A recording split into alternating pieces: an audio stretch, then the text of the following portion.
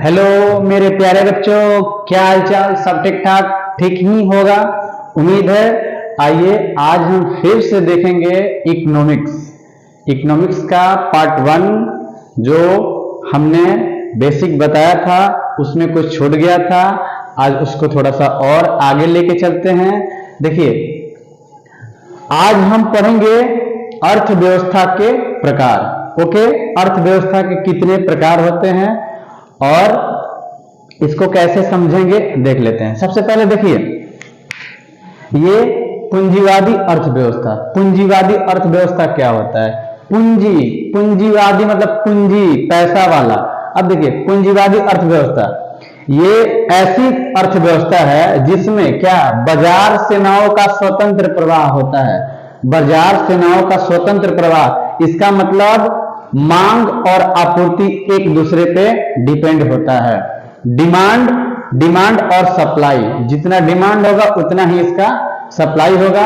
ये स्वतंत्र होता है, ठीक। इसमें सरकार का कोई हस्तक्षेप नहीं होता है, इसमें सरकार का कोई हस्तक्षेप नहीं होता है, ठीक।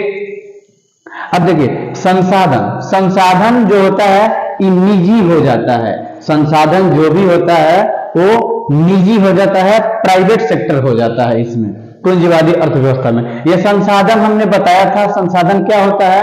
ब्रह्मांड में पाए जाने वाली वो सारी वस्तुएं, ब्रह्मांड में पाए जाने वाली वो सारी वस्तुएं जो हमारी जरूरतों को पूरा कर दे, उसी को हम क्या कहते हैं? संसाधन कहते हैं, ठीक है। ये प्राइवेट सेक्टर हो जाएगा इसमें, ठीक है, किसमें? पूंजीवादी अर्थव्यवस्था में। अब देखिए, कीमत तंत्र क्या होता है? कीमत तंत्र ये होता है, जैसे ये सोनी का कैमरा है, सोनी का कैमरा कीमत तंत्र। सोनी का कैमरा है ना, सोनी का कैमरा ये है कि अगर इसका डिमांड बढ़ रहा है तो सप्लाई भी बढ़ेगा। यही होता है कीमत तंत्र। कीमत तंत्र कुछ है नहीं, लेकिन ये बहुत कुछ है। कीमत तंत्र जैसे, अगर सोनी का ये कैमरा है, अगर मार्केट में सोनी का कैमरा जो है 20,000 रुपया का मिल रहा है, अभी फिलहाल जो नॉर्मल है 20,000 का मिल रहा है, कोई और सैमसंग की कंपनी का वो भी 20,000 का मिल रहा है। लेकिन अब लोग देख रहे हैं क्वालिटी और क्वांटिटी किसमें ज्यादा बढ़िया है। क्वालिटी और क्वांटिटी दोनों बढ़िया होना चाहिए। तो ये कीमत तंत्र यही होता है कि अगर ये सोनी का कैमरा 20,000 का है, अगर ये 500 रुपए इसमें से कम कर देगा अपने बेचने के लिए, अगर ये 500 रुपया अपना कम कर देता है, तो ये क्या हो जाएगा? डिमांड लोगों में बढ़ जाएगा कि इसका कीमत क्या है, इसका कीमत बहुत कम है, तो इसका डिमांड बढ़ जाएगा। अगर डिमांड बढ़ जाएगा तो सप्लाई भी बढ़ेगी, अगर डिमांड बढ़ जाएगा तो सप्लाई भी बढ़ जाएगी। वही कीमत तंत्र होता है। कीमत तंत्र के जो ये जनक है, ये है एडम स्मिथ साहब, ठीक है। एडम स्मिथ साहब है कीमत तंत्र के जनक। अब देखिए, ये लाइजेज फेयर क्या होता है? ये बहुत, इसको स्टार देकर ही रख लीजिए क्योंकि ये पूछने वाला है, हमेशा पूछ रहा है, इस बार पूछा है लाइजेज फेयर क्या होता है? ये पूछ दिया था क्वेश्चन कि लाइजेज फेयर कौन सी अर्थव्यवस्था के प्रकार है? ऑप्शन था पूंजीवादी अर्थव्यवस्था, मिश्रित अर्थव्यवस्था, समाजवादी अर्थव्यवस्था, इनमें से कोई नहीं। तो बच्चे बहुत सारे जो है वो कंफ्यूज हो गए थे और इसका आंसर अनाप शनाप गलती मार के आ गए थे। लेकिन देखिए, लाइजेज फेयर होता क्या? लाइजेज फेयर होता है जिसमें बाजार सेनाओं का स्वतंत्र प्रवाह होता है, जिसमें बाजार सेनाओं का स्वतंत्र प्रवाह होता है और सरकार का कोई हस्तक्षेप नहीं होता है, उसी को हम क्या कहते हैं? लाइजेज फेयर कहते हैं। अब देखिए, उपभोक्ता संप्रभुता, उपभोक्ता के पास संप्रभुता होना चाहिए।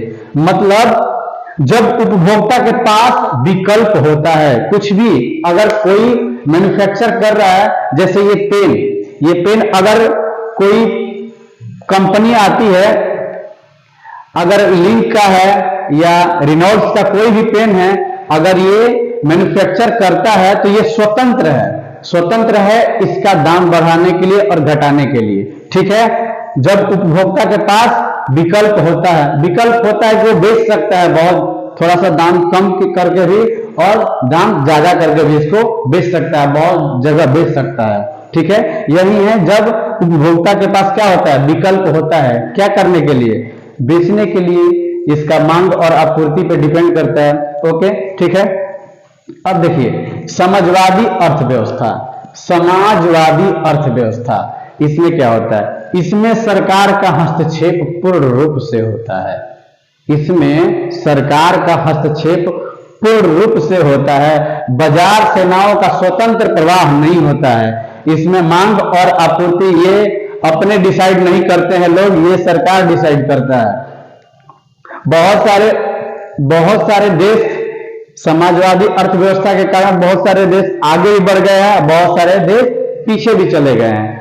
अगर लोग का अगर इकोनॉमिकल कंडीशन ठीक नहीं है तो लोग पीछे हो गए हैं, अगर ठीक है तो वो आगे बढ़ जाते हैं समाजवादी अर्थव्यवस्था में। अब देखिए समाजवादी अर्थव्यवस्था में बाजार सेनाओं का स्वतंत्र प्रवाह नहीं होता, उपभोक्ता के पास कोई विकल्प नहीं होता है कि वो किसी और को बेच दे, वो सरकार के अधीन ही होता है, सरकार जैसे कहेगी वैसे ही वो लोग करेंगे, ठीक है। जैसे इसका एग्जाम्पल है रूस, चाइना, नॉर्थ कोरिया, ओके। उन लोग के पास कोई विकल्प नहीं है, रूस का है तो रूस का सरकार जो कहेगी वही वो लोग करेंगे, चाइना का सरकार जो कहेगी वही सरकार के अकॉर्डिंग ही चलेगी। ये नहीं कि आप चाइना में है और जाके पाकिस्तान में जाके और लगा देंगे, चाइना सरकार कहेगी, चाइना का हस्तक्षेप होगा, पूर्ण रूप से हस्तक्षेप होगा, चाइना ही करेगा, चाइना सरकार, ओके। अब देखिए भारत में जो है वो 1990 तक समाजवादी अर्थव्यवस्था का प्रारूप चल रहा था, लेकिन जो है 1990 तक भारत में ये चला, लेकिन 1990 के बाद 91 में जब गोल्फ वार हुआ और कुवैत और ईरान आपस में लड़ रहे थे तेल निकालने के लिए, आपस में लड़ रहे थे कि तेल निकालने के लिए गोल्फ वार हो रहा था, इसी के कारण बहुत आर्थिक मंदी आ गई भारत में। और महज एक सप्ताह 7 दिन के लिए क्या है, विदेशी मुद्रा भंडार रह गया था, भारत में विदेशी मुद्रा भंडार रह गया था केवल 7 दिन का चलाने के लिए। और जो बड़े बड़े देश थे, बड़े बड़े इकोनॉमिकल देश थे, बड़े बड़े, जो वो लोग एकदम लगाए थे गीध की तरह, बाज की तरह एकदम, कि कब ये लोग उजड़े और हम लोग नोच खा जाए। लेकिन कैसे बोला जाता है ना कि वीरों की धरती और जवानों का देश है ये, और ये लोग क्या बोलेंगे, हम लोग के देश के एक एक बच्चा, बूढ़े जवान, सबके रग में, खून में ही जुनून होता है साहब, खून में ही जुनून होता है।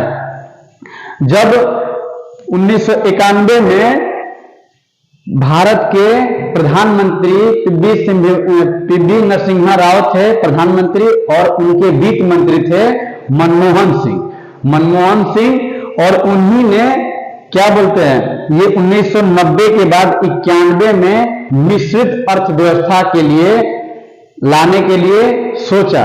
और उसी समय एलपीजी आया था, उसी समय मनमोहन सिंह समिति के, उस समिति का मनमोहन सिंह ही नाम रखा गया था, मनमोहन सिंह समिति के सिफारिश से ही एलपीजी लाया गया था। और उसी समय से 91 में ही भारत जो है मिश्रित अर्थव्यवस्था में सम्मिलित हो गया, और उसी समय से मिश्रित अर्थव्यवस्था ही चल रहा है। अब देखिए मिश्रित अर्थव्यवस्था में सम्मिलित हो गया। इससे पहले अब देखिए आर्थिक नियोजन का मतलब क्या होता है, आर्थिक नियोजन, इकोनॉमिक प्लानिंग यही होता है कि अगर आप किसी और अर्थव्यवस्था में हैं तो आप एक पे एक निर्णय ले सकते हैं, जैसा आपके देश के लिए अगर जो अच्छा हो तो आप इकोनॉमिकल प्लानिंग करके आगे बढ़ सकते हो। उसी समय से भारत जो है 1990 के बाद 1991 में आर्थिक नियोजन की मदद से 91 में जाके मिश्रित अर्थव्यवस्था का रूप ले लिया। अब देखिए मिश्रित अर्थव्यवस्था क्या होता है।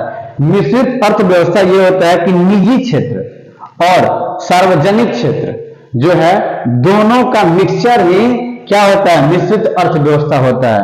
निजी क्षेत्र प्राइवेट सेक्टर का उद्देश्य क्या है, लाभ कमाना, और सार्वजनिक क्षेत्र का पब्लिक सेक्टर का क्या है उद्देश्य, इसका उद्देश्य है समाज का कैसे भी हो कल्याण हो।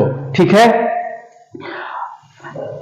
यही था उद्देश्य इसका, लाभ कमाना प्राइवेट सेक्टर का, और पब्लिक सेक्टर का क्या था, समाज का कल्याण करना।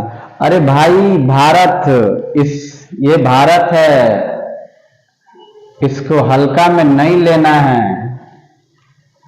हम लोग किसी भी प्रकार से लड़ने के लिए, अरे अंग्रेजों ने हम लोग पे 200 वर्ष राज किया, तब भी हमको लड़ना सिखा दिया है लोगों ने। और ये छोटा मोटा हल्का फुल्का वार आते रहता है और जाते रहता है। कैसे बोला जाता है ना कि समंदर है हम लोग, समंदर अपना रास्ता खुद बना लेते हैं। तालाब की चौकीदारी करने वाले कभी समंदर पर राज नहीं करते। ओके, ठीक है। आइए अब देखते हैं वर्तमान में विदेशी मुद्रा कितना है। वर्तमान में विदेशी मुद्रा जो है 595.05 बिलियन, 595.5 बिलियन डॉलर है। ओके, लगभग ये 600 बिलियन डॉलर। ओके, अब देखिए IMF इसका मुख्यालय कहां है, वाशिंगटन डीसी में है इसका मुख्यालय। इसमें कुल देशों की संख्या कितनी है, इसमें कुल देशों की संख्या 190 है, और इसमें जो आखिरी देश है वो है अंडोरा। ये आखिरी देश क्या है, अंडोरा है। अब देखिए नई आर्थिक सुधार नीति जो आया था भारत में वो 1991 में ही आया था। जब ये आया था तो LPG लाया था,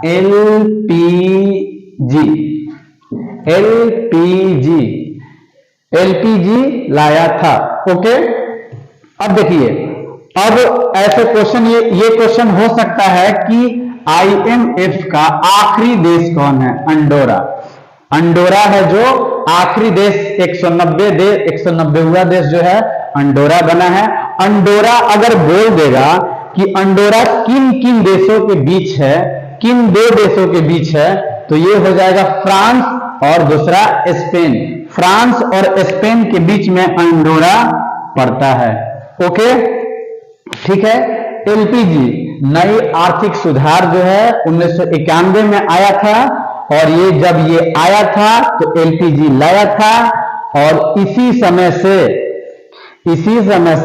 LPG जब आया तो भारत में आर्थिक सुधार बहुत तेजी से बढ़ा, और इसमें सबसे बड़ा योगदान अगर किसी का है तो वो है हमारे मनमोहन सिंह साहब की।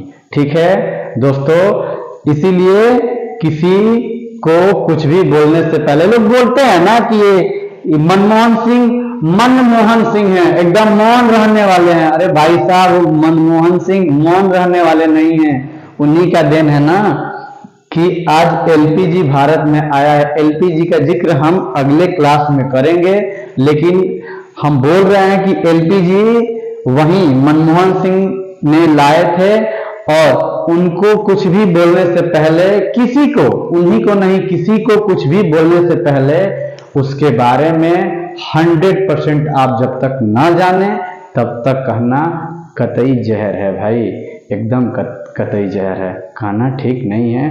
बाकी पढ़ते रहिए, देखते रहिए, मिलते हैं हम अगले क्लास में। अगर वीडियो अच्छा लगे तो लाइक कीजिएगा और चैनल को सब्सक्राइब कीजिएगा। मिलते हैं दोस्तों अगले क्लास में। जय हिंद।